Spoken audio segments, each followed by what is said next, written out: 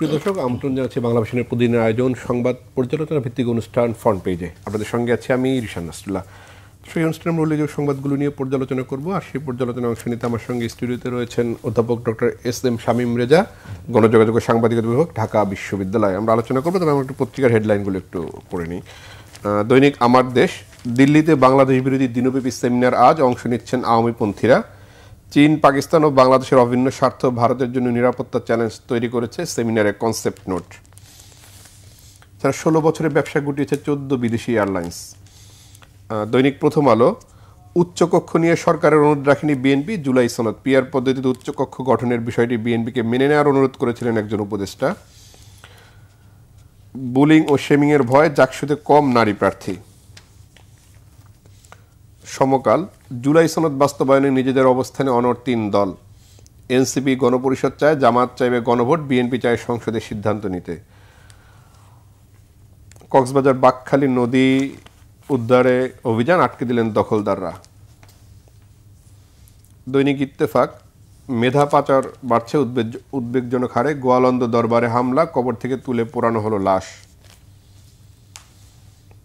বাংলাদেশ প্রতিদিন, খাদের কিনারে পর্যটন খাত, শৃঙ্খলা রক্ষায় কঠোর বিএনপি, ব্রিটিশ নাগরিকত্বের আড়ালে টিউলিপের বাণিজ্য।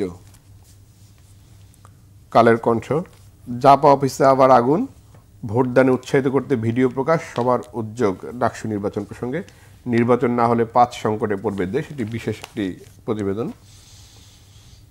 দৈনিক যুগান্তর, আওয়ামী আমলে উন্নয়নের আড়ালে ভয়াবহ লুটপাট, ভবন আছে কাজ নেই। এটি আওয়ামী লীগের বিভিন্ন উন্নয়ন কর্মকাণ্ডের বিষয় নিয়ে। ডাকসু হল সংসদ নির্বাচন, ছুটির দিনেও হলে হলে জমজমাট প্রচার। দেশ রূপান্তর, কে হবেন বশিরের রানিং মেট, এটি বাংলাদেশ বিমান এয়ারলাইন্স প্রসঙ্গে নিয়ে একটি স্টোরি। নুরা পাগলার দরবারে বর্বরতা, হামলা সংঘর্ষে খাদেম নিহত, জাপা কার্যালয়ে ফের আগুন। দৈনিক ইনকলাব, ডাকসু জাকসু রাকসু নির্বাচন নিয়ে সরগরম ক্যাম্পাস, প্রভাব পড়েনি জাতীয় রাজনীতিতে। ইমাম মেহেদী দাবিদার, নুরাল পাগলার লাশ পোড়াল উত্তেজিত জনতা, সংসার চালাতে মানুষের হাসফাস অবস্থা।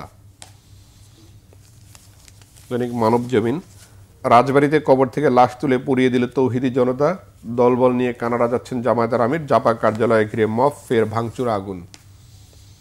বণিক বার্তা, শরণার্থী ও রাজনৈতিক আশ্রয় প্রার্থী বাংলাদেশিদের আবেদন শুধুই বাড়ছে, এটি বিভিন্ন দেশ, ইউরোপ, আমেরিকার বিষয়টি নিয়ে। এছাড়া অন্তর্বর্তী সরকার নিয়ে জনগণের ধৈর্য ক্ষীণ হয়ে আসছে, উইলসন সেন্টারের সাউথ এশিয়া ইনস্টিটিউটের পরিচালক মাইকেল কুগেলম্যানের একটি সাক্ষাৎকার। নয়া দিগন্ত, 24 সালের সিএসির ভাই, 26 সালের পুলিশের নির্বাচনী প্রশিক্ষক সমন্বয়ক। শিক্ষার্থীদের বিদ্যমান সমস্যা সমাধানের প্রধান প্রতিশ্রুতি, ডাকসু নির্বাচন প্রসঙ্গে।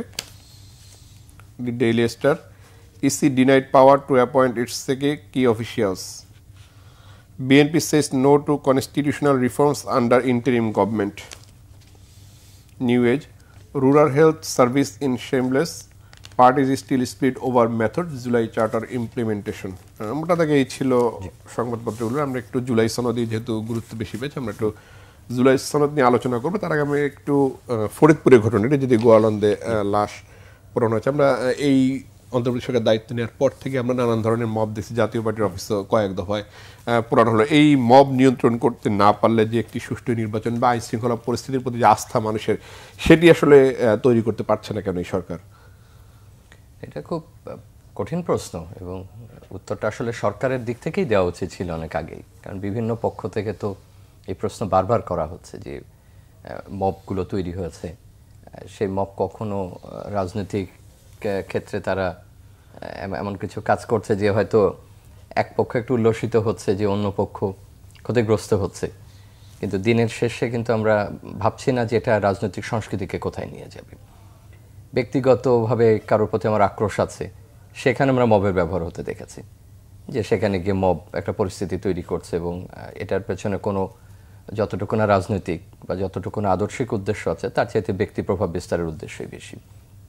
অনেক কোনো সংগঠনের সঙ্গে যুক্ত ব্যক্তির বাড়িতেও আমরা আক্রমণের ঘটনা দেখেছি, এবং প্রাথমিকভাবে আমরা তো একটা ব্যাখ্যা দেওয়ার চেষ্টা করেছি যে জনগণের ক্ষোভ, আক্রোশ, এগুলো খুব সাধারণ ব্যাখ্যায় পরিণত হয়েছে, এবং অনেক দায়িত্বশীল ব্যক্তির কাছ থেকে আমরা এই ধরনের ব্যাখ্যা শুনি। এখন জনগণের ক্ষোভ তো অনেক ক্ষেত্রেই আছে, দ্রব্যমূল্য নিয়ে জনগণের ক্ষোভ আছে, আইন শৃঙ্খলা নিয়ে জনগণের ক্ষোভ আছে, নির্বাচনের অনিশ্চয়তার বোধের ব্যাপারে জনগণের ক্ষোভ আছে, শিক্ষা সংস্কার নিয়ে জনগণের ক্ষোভ আছে, স্বাস্থ্য নিয়ে জনগণের ক্ষোভ আছে। এরকম অন্তত আপনি বিস্তৃত তালিকা বলতে পারবেন যে যেখানে জনগণের প্রাপ্তির কথা আছে রাষ্ট্রের কাছ থেকে, সরকারের কাছ থেকে, সেটা সে পায় না, সেখানে তার ক্ষোভ আছে সক্ষমতা থাকার পরও। তো সেই সব ক্ষোভ নিয়ে আলোচনা নেই, কিন্তু ব্যক্তির বিরুদ্ধে কিংবা বিশেষ কেউ কোথায় যুক্ত ছিলেন তার বিরুদ্ধে সহজ কথা আইন হাতে তুলে নিচ্ছি। আমরা যখন এই মব কালচারের কথা এখন খুব জনপ্রিয় শব্দ, হয়তো অভিধানেই উঠে যাবে শব্দটি।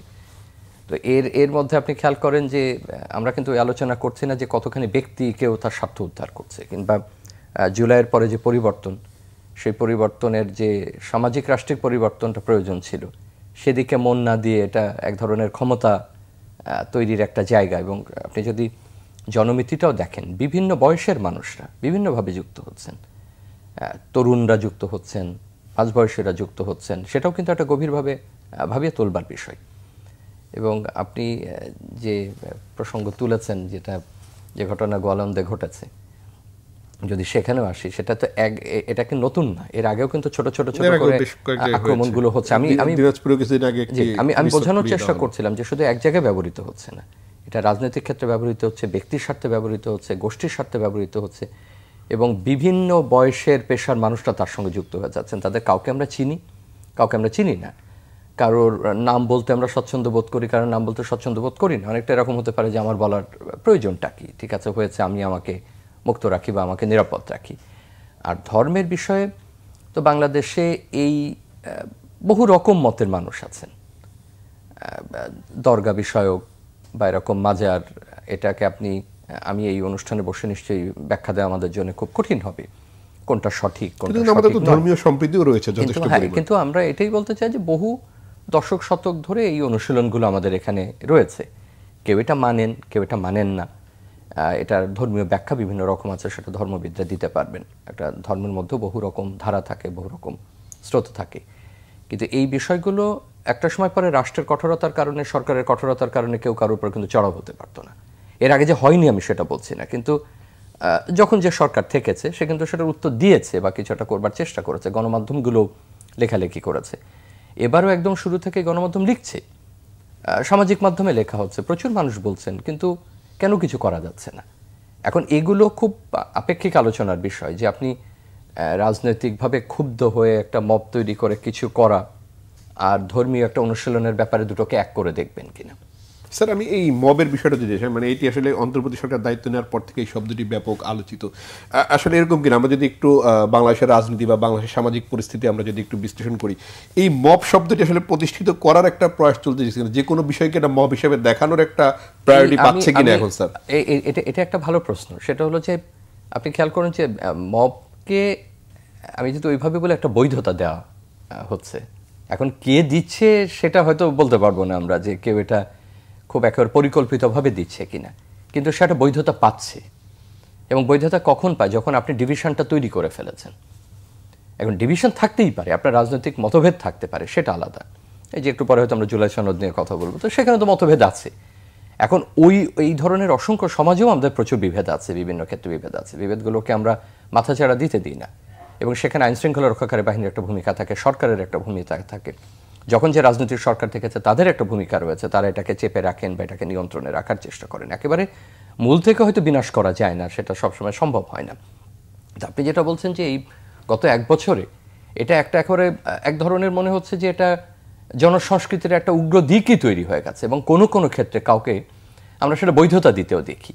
এখন জনগণের তো ক্ষোভ থাকবে, অবশ্যই ক্ষোভ থাকতে পারে বিভিন্ন ক্ষেত্রে। আমি এর আগে যে তালিকা দিলাম সেটা শুনতে হয়তো খুব ম্যাডম্যানে মনে হতে পারে, এই নাগরিক এন্টাইটেলমেন্টসগুলো। তো সেই ক্ষোভের জন্য আমি রাস্তায় নামি না, সেই ক্ষোভের জন্য আমি প্রতিবাদ জানাই না, সেই ক্ষোভের জন্য আমি বলি না যে আমাকে এই জিনিসগুলো দাও, কিন্তু আমি একেবারে অন্যত্র এই কাজে ব্যবহার করছি। এবং সেটা আমি আবারও যদি এভাবে বলি, রাজনৈতিক ক্ষেত্রে ব্যবহৃত হচ্ছে, ধর্মীয় ক্ষেত্রে ব্যবহার হচ্ছে, বিশ্বাসের ক্ষেত্রে ব্যবহৃত হচ্ছে, এটা নারীর বিরুদ্ধে ব্যবহৃত হচ্ছে, বিশেষ গোষ্ঠীর বিরুদ্ধে ব্যবহৃত হচ্ছে। এটা ভয়াবহ একটা ব্যাপার, এবং সেটা কেউ কেউ এমনভাবে এই ক্ষোভটাকে বৈধতা দিতে গিয়ে এক ধরনের কিন্তু মবকেই বৈধতা দিচ্ছে। এবং আপনি যে প্রশ্নটা করেছিলেন সেখানে আমার মনে হয় যে এটা বলাও প্রয়োজন যে সরকার সাফল্য দেখাতে পারেনি। স্যার, এই সরকার সাফল্য মানে জনগণের ক্ষোভ তো প্রশমিত করার দায়িত্ব সরকারের। আমরা দেখি যে কোনো একটি ঘটনা ঘটলে সরকার সামাজিক যোগাযোগ মাধ্যমে একটি বিবৃতি তুলে ধরেন। আসলে এটি বলা হচ্ছে যে সামাজিক যোগাযোগ মাধ্যমে বলা হচ্ছে সরকার এখন বিবৃতির সরকারে পরিণত হয়েছে। আমরা দেখছি যে কার্যক্রম নিষিদ্ধ আওয়ামী লীগও রাস্তায় মিছিল করছে, মব হচ্ছে, নানান ধরনের আইন শৃঙ্খলা পরিস্থিতি অবনতি। সরকার একটি বিবৃতি দিয়েই দায় সারতে চাচ্ছে। এই সরকার আসলে দুর্বল সরকার হয়ে যাচ্ছে কিনা আস্তে আস্তে? না, সরকার যদি এই কাজগুলো করতে ব্যর্থ হন ক্রমাগতভাবে, আমরা ঠিক জানি না যে তার আর কতটুকু সময় সামনে আছে, সেটার দায়ভার এক ধরনের হয়তো সরকারের উপর আমরা দেওয়া গেল, কিন্তু মনে রাখতে হবে এটা রাজনৈতিক সরকার না। এবং যখন রাজনৈতিক সরকার আসবে তখন এই বিষয়গুলো কিভাবে তারা মোকাবেলা করবেন, তাদের ক্ষেত্রে তো সবচেয়ে বেশি সুযোগ ছিল, কারণ তারা ওইভাবে অপ্রিয় হলে এমন কিছু এসে যায় না। একটা রাজনৈতিক সরকার সহজে অপ্রিয় হতে চায় না, সে মনে করে তার অনেকভাবে তার জনপ্রিয় থাকতে হবে, তার এক ধরনের জনগণের গ্রহণযোগ্যতা তার কাজকর্মের ক্ষেত্রে থাকতে হবে, অনেক কাজ থেকে সে পিছিয়ে আসে। কিন্তু এই সরকারের তো সুযোগ ছিল। আমরা বুঝতে পারছি যে পুলিশ বাহিনী পুনর্গঠিত হয়নি পুরোপুরি, তাদেরও কিছু সমস্যা রয়েছে এবং সীমাবদ্ধতা রয়েছে, কিন্তু সেটা তো একমাত্র না, আরও তো আছে। যৌথ বাহিনী কাজ করছে, সরকার সংস্থাগুলো কাজ করছে, সেগুলো তার বিলোপ করা হয়নি, প্রত্যেকের মতো কাজ করছে। এবং একটা অরাজনৈতিক সরকারকে তো সহায়তা করা বেশি সহজ, তার ক্ষেত্রে এই সাফল্যগুলো তার আসা প্রয়োজন ছিল। এবং আপনি যেটা বললেন, এর আগেও কিন্তু একবার বলা হচ্ছিল যে সরকার যেন ফেসবুকের সরকার না হয়ে যায়। বাস্তবতা অন্যরকম। আপনি ভার্চুয়াল ওয়ার্ল্ডে অনেক কিছু লিখতে পারেন, কিন্তু সেটা বাস্তবতা না। আপনি বাস্তবতায় কী করছেন, বাস্তবে কী করছেন, ঠিক আছে, আপনি অনেক মানুষের কাছে পৌঁছানোর জন্য তো ফেসবুকে বার্তা দিচ্ছেন, কিন্তু আপনার মনে রাখতে হবে ফেসবুক ব্যবহারকারীর, ফেসবুক না বলি সামাজিক মাধ্যম বলি, সামাজিক মাধ্যম ব্যবহারকারীর বাইরেও জনগোষ্ঠী আছে, বিভিন্ন জনগোষ্ঠী আছে যিনি সামাজিক মাধ্যম ব্যবহার করেন না। আপনি তাহলে অন্য মাধ্যমের সহায়তা নেন, আপনি সরাসরি কথা বলেন সেখানে। বিবৃতি প্রয়োজন, বিবৃতি তারা দিচ্ছেন, রাজনৈতিক সরকার বিবৃতি দিত না, তারা বিবৃতি দিচ্ছেন, সেটা ভালো। আর দায়িত্বের কথা যদি বলেন, সে দায়িত্ব কিন্তু আপনার আমারও আছে। সামাজিক মাধ্যমে আলোচনা করা দরকার, সাংবাদিকদের আলোচনা করা দরকার, যারা লিখছেন তাদের আলোচনা করা দরকার, আমাদের আলোচনা করা দরকার, শিক্ষা প্রতিষ্ঠানে আলোচনা হওয়া প্রয়োজন। কিন্তু এটা যখন নিয়ন্ত্রণের বাইরে চলে যায় তখন তো আলোচনার মধ্যে থাকে না, তখন তো আপনাকে অন্য পদ্ধতিতে যেতে হয়। এবং সেখানে সরকারের দায়বদ্ধতা, এবং সরকার যদি বারবার এক্ষেত্রে ব্যর্থ হতে থাকেন, দায় এড়াতে থাকেন, ঘটনা ঘটে যাওয়ার পরে বিবৃতি দেন, এবং সেখানে ঘটনা ঘটার পরে মব তার কাজকর্ম করে যাওয়ার পরে আপনি সেখানে উপস্থিত হন, তাহলে এই সংস্কৃতি থেকে কিন্তু এদের বেরিয়ে আসতে পারবেন এবং খুব কঠিন অবস্থার মধ্যে পড়বে যে কোনো রাজনৈতিক সরকার যারা আসতে যাচ্ছেন। স্যার, আমরা একটু এই সমস্যাগুলো উত্তরণের জুলাই সনদ একটি গুরুত্বপূর্ণ বিষয়, যেহেতু নির্বাচনের বিষয়টি রয়েছে, সরকারের সংস্কার কমিশনগুলো কাজ করলো এবং তার ভিত্তিতে ঐক্যমত কমিশন রাজনৈতিক দলগুলোর সঙ্গে আলোচনার ভিত্তিতে জুলাই সনদটি তৈরি করেছে। সেটি নিয়েও আমরা দেখেছি মতবিরোধ, নোট অফ ডিসেন্ট রয়েছে বিভিন্ন জায়গায়। তাহলে আমাদের জন্য আসলে এই যে একটি গণ অভ্যুত্থান হলো, মানুষজন শহীদ হলেন, তার বিনিময়ে আসলে আমরা কি পেলাম? 54 বছর ধরে তো আমরা এই একই ধরনের সংগ্রামের মধ্যে দিয়ে যাচ্ছি। স্বাধীনতার যে আমাদের যে অধিকার প্রতিষ্ঠায়, সেই সংগ্রাম তো চলমানই আমাদের। সবচেয়ে দুর্ভাগ্য হলো যে এক বছরের মধ্যে আপনি একটা বড় ধরনের পরিবর্তনের মূল্যায়ন করতে হচ্ছে। এখন মূল্যায়নগুলো আমরা সমকালে করতে খুব একটা স্বস্তিবোধ করি না।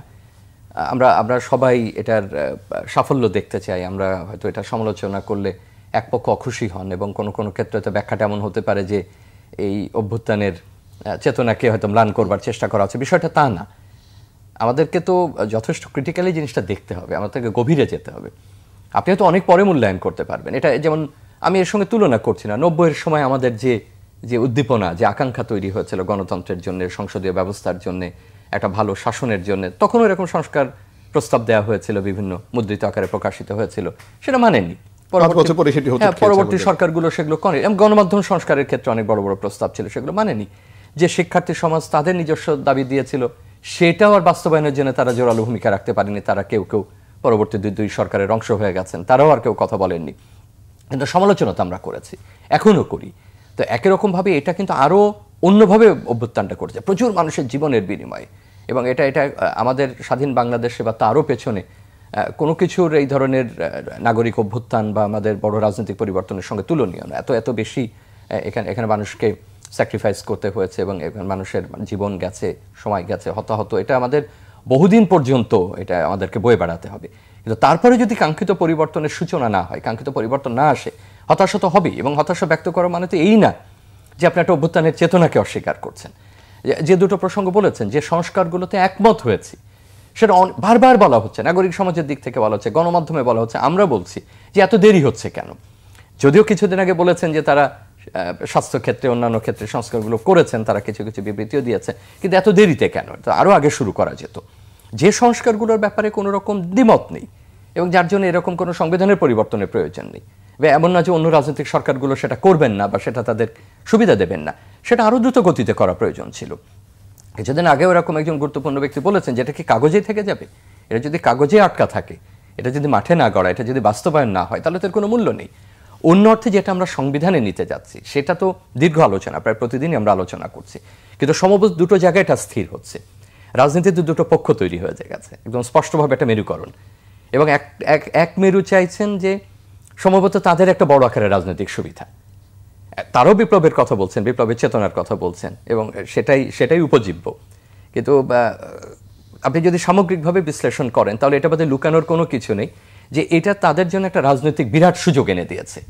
রাজনীতিতে প্রতিষ্ঠিত হবার এবং রাজনীতিতে নীতি নির্ধারণে মত দেওয়ার যে সুযোগগুলো এই রাজনৈতিক দলগুলোর ঐতিহাসিকভাবে কোনোদিনই ছিল না। নতুন কিছু রাজনৈতিক দল তৈরি হচ্ছে তাদের জন্য একটা অসাধারণ সুযোগ, কারণ তারা তৈরির পরপরই এই ধরনের একটা বড় আকারের পরিবর্তনের মত দিতে পারছেন, এবং যে মতগুলো তাদের অনুকূলে আসে। এটা তো খুব সহজ কাজ না যে একটা বিশেষ সময় একটা দেশে বা জাতিতে বা রাষ্ট্রে তৈরি হয় যখন ওই সময়ের পরিবর্তনগুলো কিছু রাজনৈতিক দলের অনুকূলে যায়, এটা এড়ানো যায় না। পরবর্তী সময় আবার এগুলো নিয়ে কথা ওঠে। সুতরাং খুব একেবারে আপনার জন্মের পরপরই আপনি সেই সুযোগটা পেয়ে যাচ্ছেন। এমন কিছু রাজনৈতিক দল আছে যেটা অত্যন্ত ছোট, আমি ছোট বলে তার ব্যাপ্তিকে খাটো করছি না, কিন্তু যে সাংগঠনিক ব্যাপ্তি থাকার প্রয়োজন ঢাকার বাইরে অন্যান্য সেখানে নাই, তার অন্য কোনো কর্মকাণ্ড নাই। যতটুকু তাদের গণমাধ্যমে দেখবেন, যতটুকু আপনি অন্যান্য ক্ষেত্রে দেখবেন, ঢাকা ভিত্তিক দেখবেন, তার বাইরে তাদের অস্তিত্ব আপনি দেখবেন না। কিন্তু তারা জনগণের পক্ষে কথা বলছেন বলে নিজেরা দাবি করে। সুতরাং বড় দল আর এই দলগুলোর মধ্যে কিন্তু একটা পার্থক্য আছে যে কতটুকু তারা জনগণের কনসেন্ট নিয়ে এসে কথা বলছেন। এই দলগুলোর একটা মেরুকরণ হচ্ছে। তারা যে পরিবর্তনগুলো চাইছেন সেই পরিবর্তনগুলো প্রতিনিয়ত এত অনড় অবস্থায় তারা নিয়ে যাচ্ছেন এবং এত বেশি মৌলিক জায়গায় তারা হাত দিচ্ছেন বা তারা সংস্কারের কথা বলছেন, যেটা খুব সহজ না। এবং আপনি যদি ভাবেন যে এর জন্য আপনি গণভোটের আয়োজন করেন, তাতেও বিষয়টা খুব সহজ না। এটা এমন না যে আমরা রাষ্ট্রপতি শাসিত সরকারে ফিরে যাব নাকি আমরা সংসদে থাকবো। এটার মধ্যেও যতটা সহজ, সেটা একটা রাষ্ট্রের সংবিধানের এটার মুখবন্ধ কি হবে, এটা সেটার মৌলিক ভিত্তি কি হবে, সেটা আইনের আওতায় থাকবে কিনা, সেটা একেবারে আইনের ধরাছোঁয়ার বাইরে চলে যাবে কিনা, এই কাজটা তো এতটা সহজ না। আবার অন্য অর্থে অন্য মেরুতে যে রাজনৈতিক দল বা দলগুলো আছেন তারা এক ধরনের বিচ্ছিন্নভাবে তাদেরকে বিচ্ছিন্নকরণেরও একটা প্রক্রিয়া, একটা প্রচেষ্টা আছে বলে মনে হয়। এখন সেই দলগুলো অতীতে কতটা ভালো করেছেন, ভবিষ্যতে কতটা ভালো করবেন, সেটা অন্য রাজনৈতিক আলোচনার বিষয় হতে পারে। কিন্তু সমস্যাটা হচ্ছে যে সেই দল বা দলগুলোর উপরে এত বেশি চাপ প্রয়োগ করা হচ্ছে বা চাপ সৃষ্টি হচ্ছে এই ক্ষেত্রে যে এককভাবে এটার উত্তর দেওয়া তাদের জন্য খুব কঠিন। সুতরাং সবকিছু মিলে এটা খুব ভালো বার্তা দিচ্ছে না। আমাদেরকে মনে রাখতে হবে যে আমরা কি প্রকৃত অর্থে ওই পরিবর্তনটা চাই সংবিধানের, নাকি আমরা আসলে আমার রাজনৈতিক যে এজেন্ডা বা আমার রাজনৈতিক যে কর্মসূচি সেটা আমি বাস্তবায়নের একটা সুযোগ পেয়েছি দেখে আমি সেটা সংবিধানের উপরে বা অন্য কোনো উপায় সেটা বাস্তবায়নের চেষ্টা করছে কিনা। স্যার, আমি একটু আমার দেশের একটি সংবাদ যেটি আমরা পড়ছিলাম, দিল্লিতে বাংলাদেশ বিরোধী দিনব্যাপী সেমিনার আছে, সেখানে পালিয়ে যাওয়া একজন সাবেক রাষ্ট্রদূত তিনি যোগ দিচ্ছেন, এছাড়া আওয়ামী ঘরানার বুদ্ধিজীবীরা যোগ দিচ্ছেন। চীন, পাকিস্তান ও বাংলাদেশের অভিন্ন স্বার্থ ভারতের জন্য নিরাপত্তার চ্যালেঞ্জ। আমরা আওয়ামী লীগ চলে যাওয়ার পরে ভারতের সাথে যে সম্পর্কটা স্তীমিত হয়ে পড়েছে, এটি আসলে এই ধরনের সেমিনার এই বাংলাদেশ ভারত সম্পর্কে আরও বেশি নেতিবাচক প্রভাব তৈরি করবে কিনা? আমি সংবাদটি দেখেছি এবং সেখানে খুব বেশি বিশ্লেষণ নাই, তথ্যটাই বেশি আছে বলে আমার কাছে মনে হয়েছে, তো পড়লে আরো ভালো বুঝতে পারবো। দেখেন, একটা তো পরিবর্তন হয়েছে এবং সেই পরিবর্তনটা বৃহৎ রাষ্ট্র হিসাবে, গুরুত্বপূর্ণ রাষ্ট্র হিসাবে, আমাদের প্রতিবেশী হিসাবে ভারতকে বুঝতে হবে। এই আলোচনা তো গত জুলাইয়ের পর থেকে বারবারই করা হচ্ছে যে ভারত রাষ্ট্রের সঙ্গে, ভারতের জনগণের সঙ্গে, ভারতের প্রতিষ্ঠানগুলোর সঙ্গে তো বাংলাদেশের কোনো বিরোধ নেই বা বাংলাদেশের জনগণের কোনো বিরোধ নেই। বিরোধের আপত্তির জায়গাটা কোথায়? যে আপত্তির জায়গা হলো যে এরকম একটা গুরুত্বপূর্ণ দেশ এবং যার সঙ্গে বাংলাদেশের দীর্ঘ সম্পর্ক, আমাদের ঐতিহাসিক সম্পর্ক, আমাদের বাণিজ্যের সম্পর্ক, সমস্ত ক্ষেত্রে আমাদের সম্পর্ক রয়েছে, আমাদের কৌশলগত সম্পর্ক রয়েছে, যে তারা একটা দেশের সঙ্গে, জনগণের সঙ্গে সম্পর্কের বদলে একটা গোষ্ঠী বা একটা দলের সঙ্গে দীর্ঘদিনের সম্পর্ক নির্মাণ করেছে। একটা দল যখন ক্ষমতায় থাকে তার সঙ্গে তার সম্পর্ক থাকতেই পারে, কিন্তু বিরোধী দলের সঙ্গেও কিন্তু অন্য রাষ্ট্রের সম্পর্ক থাকে, আরও অনেক সংগঠনের সাথে সম্পর্ক থাকে, এবং ওই একটা দলের সঙ্গে সম্পর্কের মাত্রাটা কূটনীতিকে এবং সম্পর্ককে এমন জায়গায় নিয়ে গেছে যে যেটাকে আর আমি যদি সংস্কারের কথা বলি যে সংস্কারেরও অযোগ্য করে ফেলেছি আমরা। তো সেইটা প্রথমত ভারতকে বুঝতে হবে। এখন আপনি কিছু লোককে নিয়ে যেতেই পারেন, সেটা আপনার ইচ্ছা। এইটা নিয়েই যে একটা সভা সেমিনার করলে সম্পর্কের উন্নয়ন হবে তা কিন্তু না। আপনি দীর্ঘদিন ধরে সাধারণ লোক যেতে পারে না। আপনি সেখানে মানুষের সাথে যদি মানুষের সম্পর্ক তৈরি না হয়, বাংলাদেশের মানুষ যদি একটা দেশে যায়, সেই মানুষের সঙ্গে ব্যবসায়ীদের কথা হয়, সাধারণ মানুষের কথা হয়, বুদ্ধিজীবীদের কথা হয়, সাংবাদিকদের কথা হয়, এইভাবে তো আমরা কি ভাবি সেটা ভারত আরো বেশিভাবে জানতে পারতো। এই সেমিনারের বিষয়টা আমি বিস্তারিত হয়তো আমি এখনো জানি না, কিন্তু ওই জানার চাইতে আমি মনে করি যে মানুষের কাছ থেকে জানা, জনগণের কাছ থেকে জানাটাই তাদের জন্য বেশি ভালো হবে। যদি একটু উত্তর দেন, ডাকসুর লেভেল প্লেইং ফিল্ডে আছে কিনা? আমার মনে হয় যে অত্যন্ত ভালো পরিবেশ। আমরা যত জায়গায় গেছি শিক্ষার্থীদের উদ্দীপনা, উৎসাহ, প্রার্থীদের অসাধারণ। আমি নিজেও শিক্ষার্থী জীবনে এরকম উৎসাহ উদ্দীপনা দেখিনি। সব মিলে আমরা আশা করতে পারি যে একটা ভালো ইউনিয়ন নির্বাচন হবে এবং একটা ভালো দৃষ্টান্ত তৈরি হবে। অন্য শিক্ষা প্রতিষ্ঠানের জন্য তো অনুকরণীয় হবেই, একই সঙ্গে জাতীয় নির্বাচনের এটা প্রতিফলন আমি মনে করি না। এটা একটা বিশ্ববিদ্যালয়ের নির্বাচন, কিন্তু এর একটা তাৎপর্য আছে, গুরুত্বপূর্ণ আছে, ইতিবাচক জাতীয় পর্যায়ে।